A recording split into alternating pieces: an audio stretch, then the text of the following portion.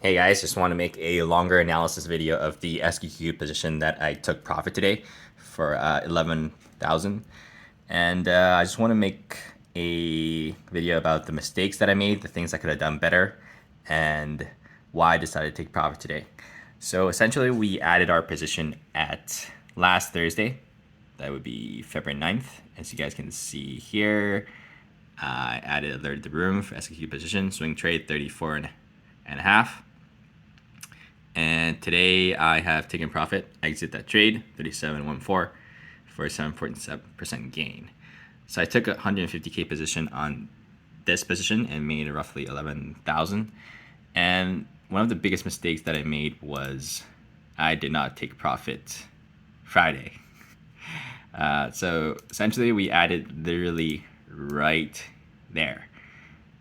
And I added that because we rejected from this trend line once, twice, and right when we opened that day, we gapped up and we rejected it right away, and then we broke the opening range of the day. Right when we broke down from there, I exited my TQQQ position and added SQQQ, which is shorting the QQQ 3x leverage. So when QQQ dropped, let's see here, roughly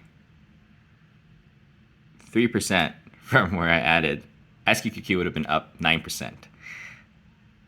Biggest mistake I made there was I should have just taken profit here because it pretty much bounced off of the support, and I was out and about that day as well, so I wasn't paying attention that much. And then, as you guys can see, it bounced off of the support, and literally the next week, Monday, it just full bull control, and we just went straight up.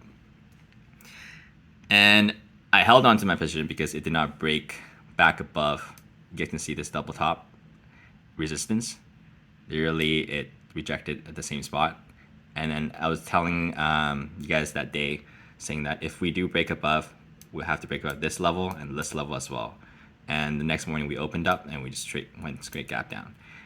And then we changed the trend over here.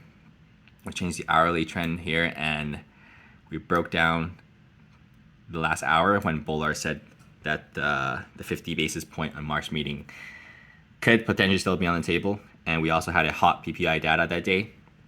So combining those and the hot CPI, all three of them combined together, there was a little bit of a fear during that last hour of the day on Thursday. And we dropped very hard that day. And the futures also opened very weak, so we went down and gapped down as well. But when we ended up breaking that 30-minute time frame downtrend over here, you can see in the morning we had a bear control, and you can see it just kind of trend down all day. And then right at this spot, when the bulls decided to break above this downtrend line and went straight up here, I took profit right when it broke this area.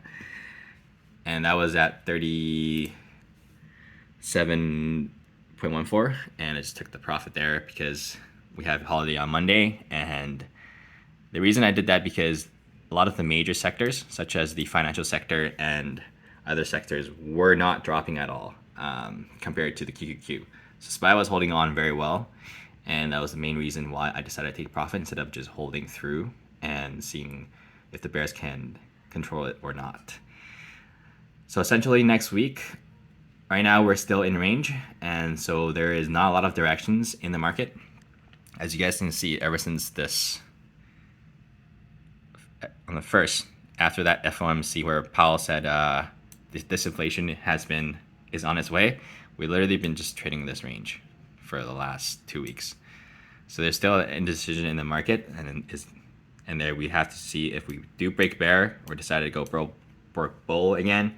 So right now I am in all cash, and we'll decide to see if how the price action next week will determine which way we play.